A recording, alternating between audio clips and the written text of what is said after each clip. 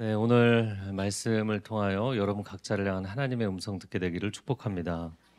상처에서 자유하고 싶으면 이런 주제이고요. 사무엘상 10번째 강해입니다. 자, 1절 말씀을 제가 다시 읽어보면 기한 여아림 사람들이 와서 여호와의 궤를 옮겨 산에 사는 아비나답의 집에 들여놓고 그의 아들 엘리야사를 거룩하게 구별하여 여호와의 궤를 지키게 하였다. 왜 베세메스 사람들은 기럇 여아림 사람들에게 궤를 옮겼을까? 첫 번째는 기럇 여아림이라는 뜻이 숲의 성읍이라는 뜻입니다. 그러니까 깊은 산골짜기 숲이 우거진 곳입니다. 언약궤를 옮기는 곳마다 문제가 생기니까 이 언약궤를 깊은 산속으로 이동시킨 거죠. 그렇다 하더라도 아비나답이 도대체 누구길래 이 거룩한 언약궤를 맡긴 것일까? 사무엘하 6장에 보면 다윗이 언약궤를 다윗성으로 옮기는 장면에서 누구의 아들들이 언약궤를 옮겼겠어요? 아비나답. 바로 이 사람 아비나답의 아들들입니다. 그래서 아비나답도 제사장 가문의 일원이었던 것으로 추정이 됩니다. 자, 그래서 왜 기럇 여아림인가? 첫 번째는 성막이 있었던 실로도 블레셋 사람들의 공격을 받아서 평안하지 못한 상태였던 것으로 추정이 됩니다. 이 두 번째는 이미 말씀드린 대로 산골 마을 외딴 곳으로 이 문자의 언약궤를 방치를 한 건지 아니면 숨겨둔 건지 두 가지가 다 해당이 될 것 같아요. 그리고 또 다른 레위인 제사장 가문의 사람들에게 맡겼던 것이죠. 자, 이어지는 2절 말씀 읽어 보겠습니다. 궤가 기럇 여아림에 들어간 날부터 20년 동안 오래 있은지라 이스라엘 온 족속이 여호와를 사모하니라. 자, 20년 동안이나 산속에 방치를 했으니까 상당히 긴 기간이었어요. 근데 어떤 분들은 또 시간 계산을 하시더라고요. 그래서 이 사무엘이 다스린 때부터 이 언약궤가 다윗성으로 옮겨진 거는 거의 70년이거든요. 70년인데 왜 20년이라고 썼습니까? 성경 잘 아시는 분들이 질문을 합니다. 그것은 그 20년이 다윗 성에 옮겨간 시대까지 20년을 이야기하는 것이 아니라 3절, 4절 이후에 5절부터 미스바에서 금식 회개성회가 열리잖아요. 그래서 이들이 아벡 전투 때 이 언약궤를 잃어버리게 되는데 그 시점부터 미스바 회개성회까지의 기간이 20년으로 보는 것이 맞습니다. 그리고 그 20년 동안 그러면 선지 사무엘이 무슨 일을 했는가? 집중적으로 그가 했던 일을 3절과 4절 이 두 절로 요약을 해놨어요. 3절, 4절 읽겠습니다. 시작. 사무엘이 이스라엘 온 족속에게 말하여 이르되 만일 너희가 전심으로 여호와께 돌아오려거든 이방 신들과 아스타롯을 너희 중에서 제거하고 너희 마음을 여호와께로 향하여 그만을 섬기라. 너희를 블레셋 사람의 손에서 건져내시리라. 이에 이스라엘 자손이 바알들과 아스타롯을 제거하고 여호와만 섬기니라. 자, 사무엘이 통치 기간에 강조한 것이 이것입니다. 전심으로 여호와께 돌아오기를 정말 원한다면 뭐를 제거하라고요? 우상들을 제거하라. 그리고 너희 마음을 여호와께로 향하여서 전심으로 그분만을 섬겨야 된다. 여기서 우상을 제거한다는 단어가 결별하다, 뿌리 뽑다 이런 뜻이에요. 여러분 연애를 하든 결혼해서 생활을 하든 두 명의 이성을 동시에 만나면 돼야 안 돼요? 왜 대답을 주저하세요? 이거는 한 사람을 완전히 결별하고 포기해야 건강한 관계가 시작이 되는 거죠. 하나님은 우리가 하나님께로 돌아오기를 원한다면 선결 과제가 있다는 거예요. 정리를 해야 될 관계가 있다. 이 얘기를 하시는 겁니다. 근데 성경에 보니까 이런 패턴의 말씀이 상당히 많아요. 로마서 12장 2절 제가 읽어볼게요. 너희는 이 세대를 본받지 말고 오직 마음을 새롭게 함으로 변화를 받아 하나님의 선하시고 기뻐하시고 온전하신 뜻이 무엇인지 분별하도록 하라. 우리 하나님 뜻을 알고 싶어합니다. 하나님 기도합니다. 하나님 뜻을 알려주세요. 그럼 하나님 뭐라고 그러실까요? 너의 마음부터 새롭게 해라. 마음의 잔이 깨끗하지 않은데 여기에 생수를 부어서 마실 수가 없잖아요. 하나님 말씀을 받아놓고 들어보니까 제가 그거는 못 지키겠습니다. 이렇게 반응할 수는 없는 것이거든요. 그러니까 이 세대를 본받지 말고 세상 길 따라가지 말고 마음부터 정결하게 하고 이거부터 결단하고 그리고 나서 하나님의 뜻을 구하라는 거죠. 자, 우리가 또 잘 아는 말씀 빌립보서 4장 6절 같이 읽어볼까요? 시작. 염려하지 말고 다만 모든 일에 기도와 간구로 너희 구할 것을 감사함으로 하나님께 아뢰. 아니 우리가 아직 얻지도 않았는데 기도하자마자 하나님 얻은 것으로 믿겠습니다. 감사합니다. 이거를 하라는 거예요. 얼마나 좋은 기도입니까? 그런데 문제는 선결 조건이 있는 거예요. 염려부터 내려놔라. 기도를 하고 나니까 염려가 없어지는 게 아니라 염려를 내려놓고 기도해야 진짜 믿음의 기도를 할 수 있다. 왜 그렇게 인생의 근심과 걱정과 스트레스와 불안감이 많으냐? 그것은 내가 인생을 열심히 살아서가 아니라 하나님을 전적으로 신뢰하지 않기 때문이다. 그 염려와 근심, 걱정을 내려놓고 이거부터 결단하고 그리고 나서 하나님 앞에 나와서 기도해야 그 기도가 온전한 기도가 될 수 있다. 자, 이어지는 5절과 6절 말씀 같이 읽어보겠습니다. 시작. 사무엘이 이르되 온 이스라엘은 미스바로 모이라. 내가 너희를 위하여 여호와께 기도하리라 하매 그들이 미스바에 모여 물을 길어 여호와 앞에 붓고 그날 종일 금식하고 거기에서 이르되 우리가 여호와께 범죄하였나이다 하니라. 사무엘이 미스바에서 이스라엘 자손을 다스. 자, 많은 장소 중에 왜 미스바에서 금식 기도 성회를 열었을까? 첫 번째, 미스바는 망대라는 뜻을 갖고 있는데 이스라엘 백성들이 집결하기가 좋은 지리적인 조건이었어요. 두 번째는 사사 시대에 범죄했던 기브아 주민들, 사고를 쳤던 기브아 사람들을 여타 지파가 징계하기로 결정을 했던 장소이기도 합니다. 그리고 이곳 미스바는 원래 성막이 있었던 실로하고도 가까운 지역이었어요.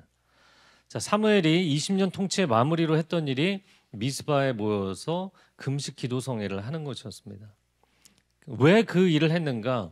이스라엘 백성들이 우상들을 제거하고 주님께 돌아오는 작업을 20년 동안 했는데 그 마지막에 기도를 통해서 하나님과 더 친밀하게 헌신하기를 원했어요. 여러분, 미스바의 영적인 의미는 이곳은 하나님의 행하심이 보이고 원수들의 움직임, 동태도 파악이 되는 곳. 그렇기 때문에 내가 깨어서 기도할 수 있는 자리인 거예요. 저는 여러분의 인생에 기도의 전망대를 세우는 이 미스바를 세우는 역사가 있기를 축복합니다. 그래서 성도님들 이렇게 보니까 뭐 이사를 하면서 아니면은 집을 새롭게 좀 고치면서 기도방을 만드시는 분들이 있더라고요. 그래서 이 골방에 들어갈 때는 말씀과 기도, 하나님과만 대면하는 자리. 저는 일요일로 교인들 모두가 새벽 기도자들이 되시기를 축복합니다.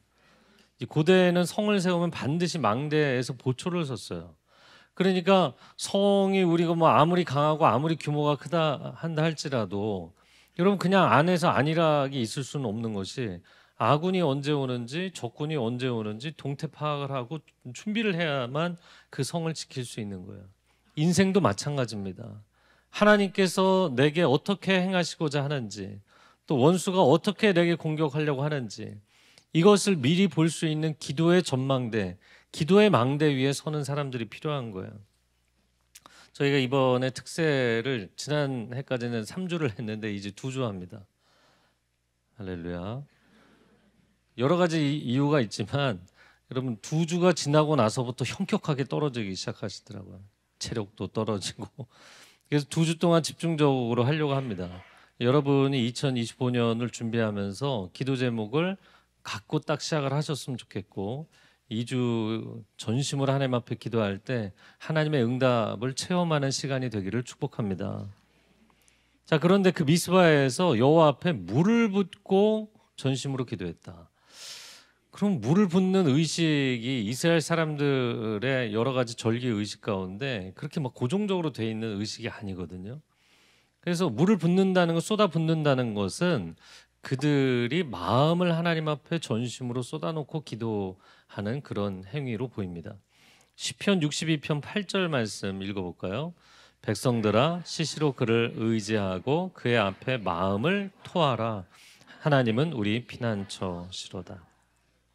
사무엘이 20년 동안 한 것이 예배 회복이었어요. 우상을 제거하고 하나님만 경배하는 것. 근데 20년의 끝에도 또 강조하는 것 예배 회복입니다. 우리는 인생을 살면서 내 곁에 하나님이 다가오셔서 나를 안 도와주시니까 내가 인생이 힘든 게 아닌가 이런 생각합니다. 그러나 하나님은 우리 인생의 곁에 늘 계세요, 안 계세요? 늘 변함없이 계세요. 문제는 우리가 하나님 곁을 자주 떠나는 거죠. 그래서 이 하나님과의 거리감을 생각하면 어렸을 때 시장 가던 생각이 나요. 엄마랑 같이 시장에 갈 때 항상 그렇게 얘기하셨어요. 사람도 많고 복잡하니까 엄마 손을 꼭 잡아라. 처음에는 긴장해서 엄마 손을 꼭 잡고 출발을 했는데 이제 신기하고 재밌는 것들이 이제 많이 등장을 하면 어느 순간 손을 뿌리치고 이제 내 마음대로 돌아다니는 거죠. 그렇게 한참을 보다가 두리번거리는데 엄마가 옆에 없으면 어떻게 돼요? 덜컥 겁이 나고 주저앉아서 꺼이꺼이 울기 시작하죠. 그러면 이제 엄마가 와서 그러니까 엄마 손을 놓지 말라 그랬잖아. 여러분 그때 엄마가 아이에게 손을 놓지 말라고 하는 게 아이의 자유를 제한하려는 건가요? 아니죠. 엄마 손을 붙잡고 있어야 마음 편하게 재밌는 것도 둘러보고 맛있는 것도 얻어먹고 할 수 있는 거죠. 하나님과 우리의 관계도 마찬가지입니다. 하나님이 우리에게 너 예배자의 자리에 머물러 있어야 된다. 내 곁에 붙어서 머물러 있어야 된다. 하나님께서 우리의 자유를 제한하고 싶으신 것일까요? 아니요. 우리가 그 자리에 있어야만 하나님이 예비하신 인생의 참된 기쁨과 자유를 넉넉하게 누릴 수 있는 줄로 믿습니다. 왜 사무엘 시대에 무너진 예배를 회복하려고 했을까? 왜 이 시대의 한국교회가 무너진 예배를 회복하는 것이 중요한 것일까? 여러분, 예배가 회복되어야만 우리의 영혼이 진정한 자유, 십자가에서 예수님이 우리에게 주시고 싶었던 참된 자유, 죄와 사망의 권세로부터 자유할 수 있는 은혜를 누릴 줄로 믿습니다. 그리고 그분이 주시려는 참된 기쁨과 승리를 맛보게 될 줄로 믿습니다. 이어지는 7절과 8절 말씀 한번 같이 읽어볼게요. 시작. 이스라엘 자손이 미스바에 모였다 함을 블레셋 사람들이 듣고 그들의 방백들이 이스라엘을 치러 올라온지라. 이스라엘 자손들이 듣고 블레셋 사람들을 두려워하여 이스라엘 자손이 사무엘에게 이르되 당신은 우리를 위하여 우리 하나님 여호와께 쉬지 말고 부르짖어 우리를 블레셋 사람들의 손에서 구원하시게 하소서. 제가 이 본문을 보면서 아니 이스라엘 사람들이 지금 군사 행동을 했나요? 아니잖아요. 근데 도대체 블레셋 사람들은 왜 이들을 치러 왔지? 기도 집회하고 있는데 최근에 중국에서 공유 자전거를 다른 도시로 이동하지 못하도록 금지하는 일이 있었어요. 기사 보신 분들 있죠?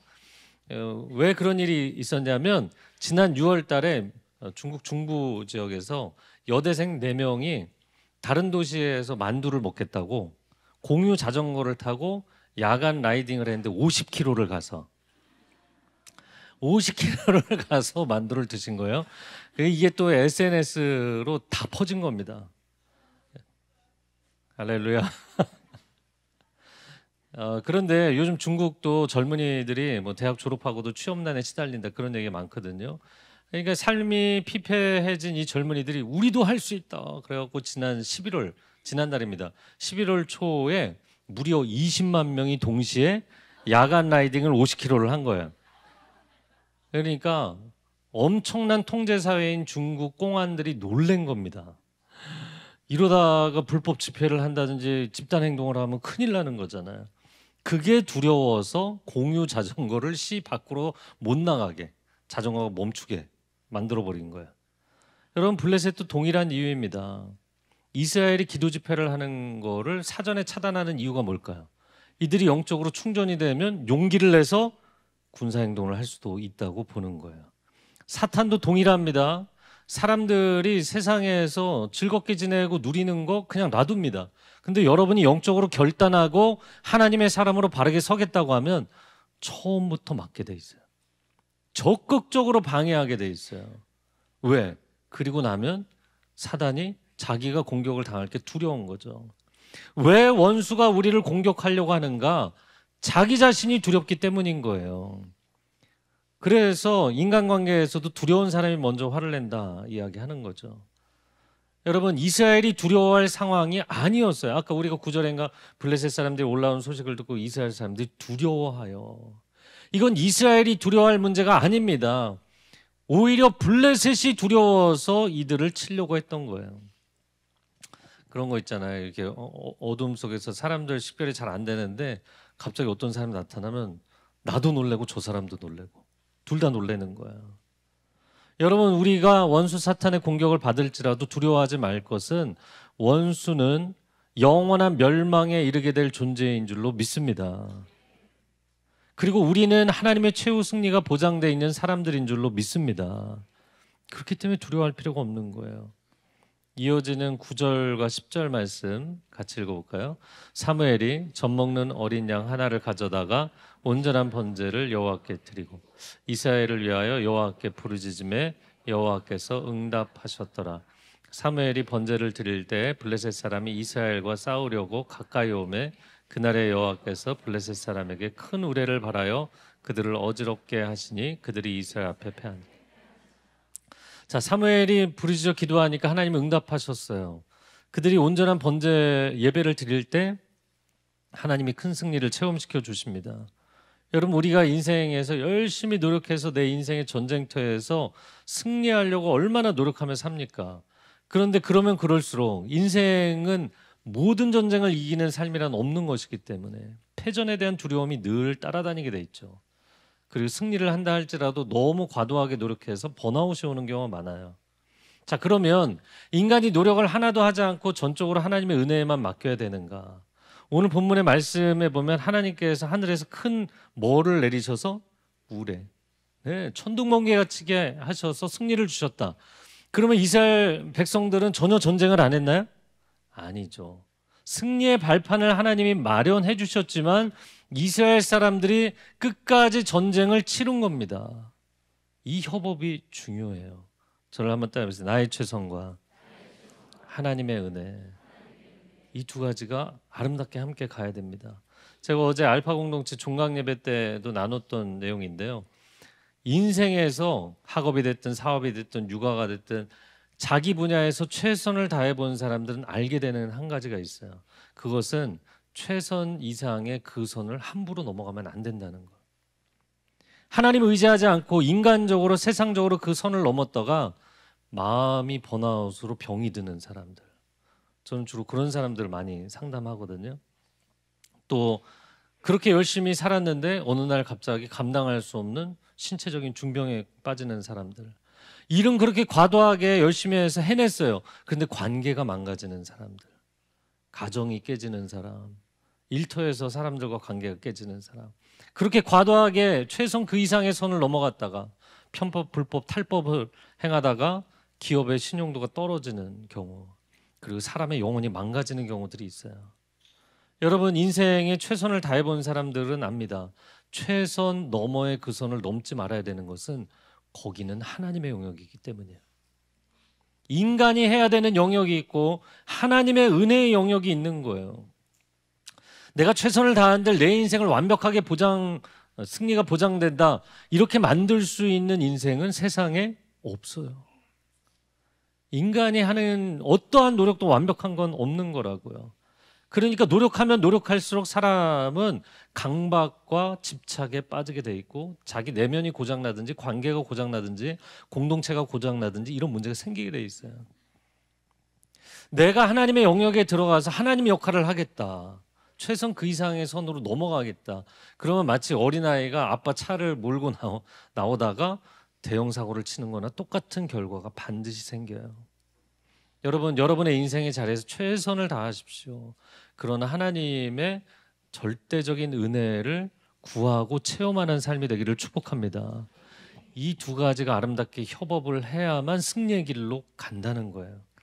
자, 오늘 본문의 마지막 부분을 읽겠는데 11절, 12, 13절 읽겠습니다. 시작. 이스라엘 사람들이 미스바에서 나가서 블레셋 사람들을 추격하여 뱃갈 아래에 이르기까지 쳤더라.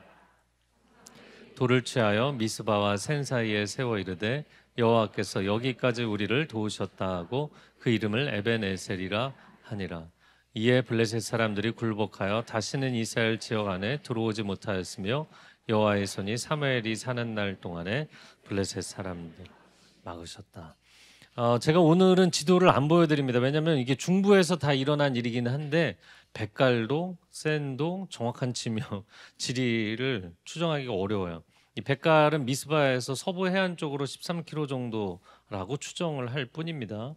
하여간 이스라엘 사람들이 하나님께서 승리의 방향을 잡아주셨기 때문에 그들이 서부 해안 쪽으로 블레셋 사람들을 추격해서 끝까지 치면서 큰 승리를 거두게 됩니다. 자, 이후에 사무엘이 기념석을 세웠는데 기념석의 이름이 뭐죠? 에베네셀. 이 에베네셀은 도움의 돌이라는 뜻이 하나님께서 여기까지 우리를 도우셨다. 그래서 도움의 기념석을 세운 거예요. 자, 그리고 나서 저는 이스라엘 사람들의 심리 가운데 큰 변화가 일어났다고 봐요.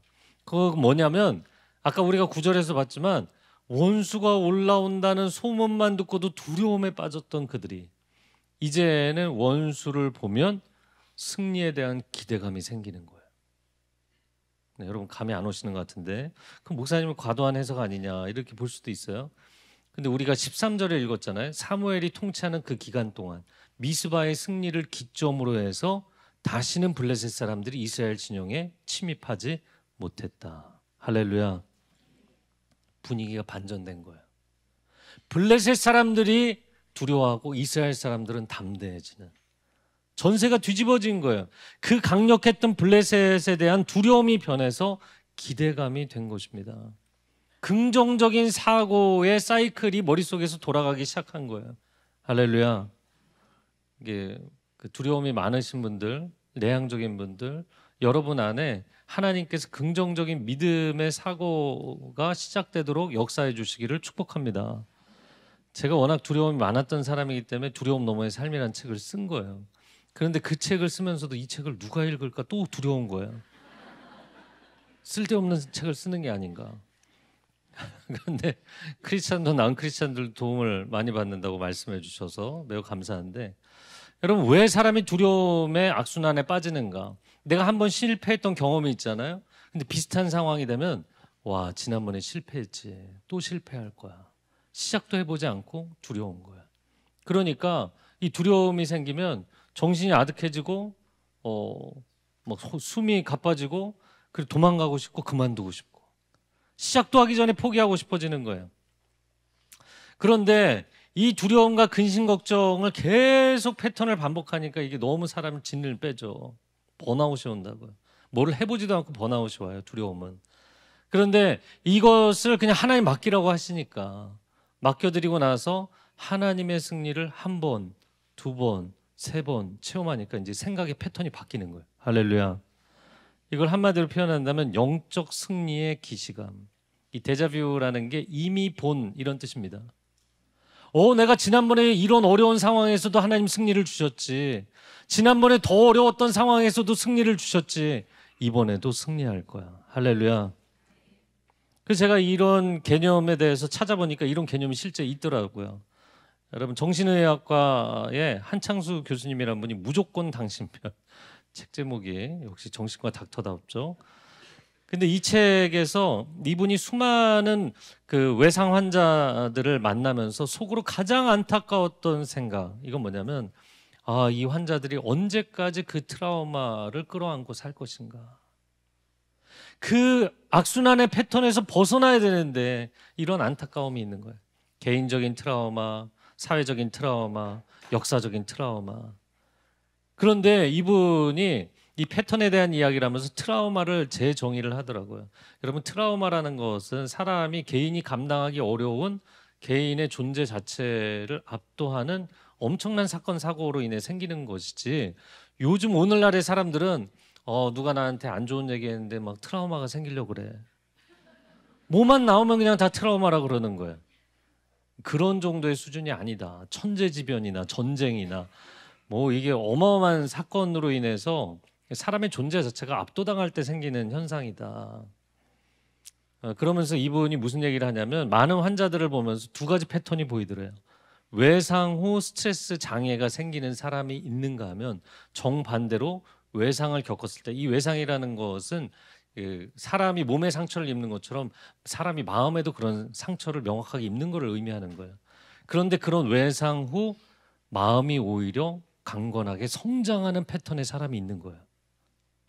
그래서 상처를 입었다고 주저하지 않고 더 강해지는 사람들의 공통점을 4가지로 정리를 했어요. 알고 싶으시죠? 성경에 나오는 얘기는 아니지만 그런 성경의 패턴하고 상당히 비슷해요. 첫 번째, 인생에서 성공할 때와 실패할 때가 있다는 걸 인정하고 분별할 줄 아는 사람. 다 성공하는 게 아니라는 거예요. 여러분, 인간은 불완전합니다. 완전하신 분은 하나님밖에 없는 줄로 믿습니다. 이거를 빨리 인정해야 트라우마에 안 빠진다는 거예요. 실패하면 할 수도 있지. 근데 99번 성공하고 1번 실패한 걸로 인생 포기하겠냐고요. 오늘날 현대인들이 자꾸 이상한 패턴으로 간다고요. 두 번째, 상처를 받은 뒤에 대인관계의 거리 조절 능력이 생기는 사람. 내가 그동안 사람을 너무 의지했구나. 하나님을 더 의지해야 되는데. 이걸 깨닫는 거죠. 세 번째, 아직 못할지라도 아니면 이미 실패했을지라도 다시 해보면 되지. 이런 자신감. 근자감이란 근거 없는 자신감. 이렇게 높은 사람들이라고 표현했어요. 일반 심리학에서는 자기 자신이 근거지만 여러분, 우리 같은 크리스찬들은 우리 자신감의 근거는 내 자신이 아니라 하나님이신 줄로 믿습니다. 네 번째, 세상은 불합리한 측면들이 있어요, 없어요? 있어요. 그거를 빨리 인정할 줄 아는 사람. 세상은 어차피 완벽하지 못해요. 그런데 이 세상이 불합리하지만 오히려 합리적이신 하나님이 붙들고 계시기 때문에 그나마 유지되고 있다는 것. 그래서 하나님을 의지하는 사람들. 이 패턴에서 벗어나게 될 줄로 믿습니다. 그러므로 상처의 기억을 쌓으면서 인생을 살 것인가, 아니면 승리의 추억을 쌓으며 인생을 살 것인가. 여러분, 승리의 레코드를, 기록을 누적시켜가는 인생이 되기를 축복합니다. 완벽한 인생을 사시라는 게 아니라 하나님께서 승리를 주셨던 기억들이 내 삶을 더 긍정적으로 이끌어가는 거예요. 제가 상처하니까 생각이 나는데, 제가 전에 여호수아 청년부 담당할 때 어떤 주의 자유본문이었어요. 그래서 무슨 설교를 할까 그러다가 상처와 내적 치유에 대한 설교를 한 적이 있어요. 그런데 제가 설교 준비를 하고 있는데 옆에 있는 부목사님이, 목사님 오늘 설교가 뭡니까? 그래서 상처에 대한 얘기다. 그때 이분이 부산에서 올라온 부산 상남자거든요. 목사님, 상처가 뭡니까? 전 상처를 모릅니다. 뭐 이렇게 얘기하더라고요. 그러냐, 그거는 내가 볼 땐 상처가 다 치유가 됐든지 아니면 상처가 너무 깊고 반복적이어서 무뎌졌든지. 그랬더니 이 친구가 바로 이렇게 대답하는 거예요. 목사님, 제가 상처가 뭔지는 모르겠는데 결혼을 하고 죽고 싶었습니다. 그게 상처야. 그게. 이 부산 상남자가 섬세한 서울 여자를 만나갖고 서로가 엄청 코드가 안 맞고 힘든 거예요. 여러분, 그런데 수많은 사람들이 덮어놓고 사는 거죠. 그게 너무 안타까워요. 제가 이제 성도들 가정을 보면 그냥 상처를 해결하지 않고 덮어두고 사는 분들이 많더라고요. 같은 남성으로서 이 가부장적인 아빠들, 남편들. 이런 상황에서 부부 갈등이 생기네. 이게 남자에게도 상처거든요. 티를 안 내서 그렇지. 그리고는 이걸 해결하는 방식이 그걸 외면하는 거예요. 회피하는 거예요. 덮어두는 거예요. 그래서 권위주의를 내세우는 거예요. 사실은 건강한 방식이 아닙니다. 상처 얘기하면 전 상처 없습니다, 이런 분들이 계세요. 굉장히 스트롱한 캐릭터들. 상처가 없는 게 아니라 상처를 덮어두고 딱지가 생겨갖고 아주 고착화된 사람들. 여러분, 외상 후 스트레스 장애가 아니고 트라우마 때문에 두려워서 도망가는 게 아니고 여러분의 부부관계, 자녀와의 관계가 인격적인 친밀감과 신뢰감이 회복되는, 함께 예배하고 기도할 수 있는 건강한 가정이 될 수 있기를, 그렇게 성장할 수 있기를 축복합니다. 또한 입시를 치른 우리 자녀들, 이번 주에 면접을 보고 또 실기 보는 친구들, 최선을 다하되 하나님의 은혜를 체험하기를 축복합니다. 그래서 아까 우리가 얘기한 4가지 있잖아요. 그 신앙적인 패턴으로 놓고 보면 어차피 완벽하지 않지. 뭐 실수할 수도 있지. 여러분 면접 보고 실기 보는 친구들한테 너 실수할 수도 있어 그러면 째려봅니다. 근데 그거를 인정해야 마음이 평안해지는 거예요. 제가 이 얘기를 하고 싶은데 할까 말까 1부 때 2부 때 안 했는데 갑자기 지금 생각이 났어요. 연하와 마오의 차이인 거죠. 실수를 하고 나서 연하는 경기가 끝났는데 중간에 실수를 했는데도 실수가 기억이 안 나요. 왜? 그 실수를 기억하면서 나머지 연기를 하지 않거든요. 실수를 해도 그냥 일어나 실수하지 않은 것처럼 그냥 그럴 수 있다는 것처럼 왜 인생이라는 건 수없이 쓰러지는 거니까. 그리고는 나머지 연기를 너무나 멋있게 해서 실수가 기억나지 않는 멋진 퍼포먼스를 하는 거예요. 인생은 그런 것이에요. 내가 99번을 성공하고 한 번 실패했는데 그 한 번의 실패 때문에 나머지 인생을 포기해야 되겠냐고요. 아니잖아요. 여러분 인생은 완벽하지 않아요. 완전하신 하나님이 나의 아버지이실 뿐인 거예요. 그 하나님께 맡겨드리고 나는 가는 거예요. 제가 흥분해갖고 설교문을 안 하고 딴 걸 했는데, 제가 중등부 전도사 때 하프 연주하는 중학생이 있었어요. 근데 이 친구가 워낙에 그때부터 수준이 높았고 교수님들에게 사사하니까 워낙에 뭐 어느 대학을 가도 다 간다 그랬어요. 근데 첫 해에 실기시험장에 들어갔는데 자기가 연주 인생에 처음으로 떤 거예요. 악보가 안 보이고 무슨 연주를 했는지 기억이 안 나고. 첫 해 어떻게 됐겠어요? 떨어졌죠.